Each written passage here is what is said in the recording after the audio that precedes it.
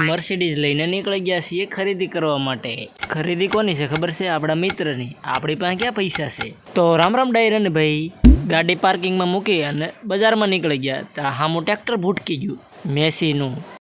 પછી આપણે પતલી ગલીમાંથી શાક માર્કેટમાં આવી ગયા। હાલતા હાલતા આપણે ફ્રૂટની ક્લિપ લઈ લીધી, સાથે બાજુમાં ટમેટા પણ છે। મારા મોઢા પર એટલું બધું અંજવાળું હેનું પડે ખબર? ગ્લોપનું। મિત્રો, તો આ દુકાને સ્પેશિયલ નાના બાળકોના જ કપડાં મળશે। તો નાના બાળકોના કપડામાં ખાસ શું કરવું અહીંયા? આપણી જેવા બ્લોગરોને અહીંયા શૂટિંગ કરવા થાય ને એ હાટું છે। 0 થી લઈને 13 વર્ષના બાળકોનો વિશાળ ખજાનો છે અહીંયા। તો આપણે આવું બોલીને એક ટી-શર્ટ ફ્રીમાં લીધું।